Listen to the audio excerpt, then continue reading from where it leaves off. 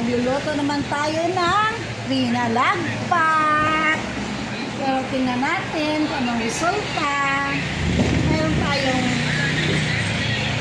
isda na palatilog daw ito kasi ang pangalan niya sleeping fish. Okay? Lagyan natin ng iba't ibang. Lagyan natin ng konting asin.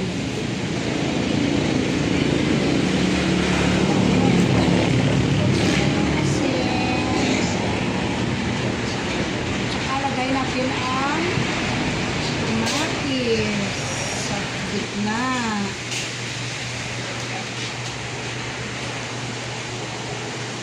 Tingnan natin kung ang lasa mamaya. Ito yung siling labuyo. Saka lagyan natin ng onion.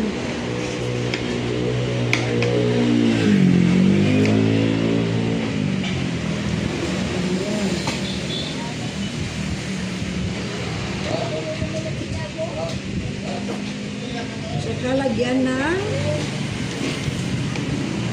kalamansi, isamang buto, o isamang buto, mayroong buto. Ano natin kasi bakit dyan.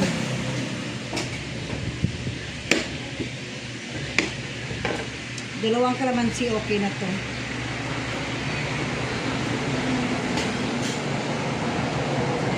Lagyan natin ng konting pepper. Okay. Lagyan natin ng butter, pang moist ba, pero konti rin.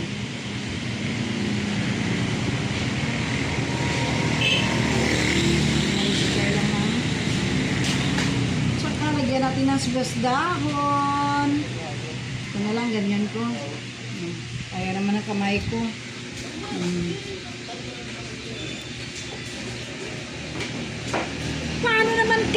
Paano naman kung lagyan natin ng gulay gaya ng alugbati?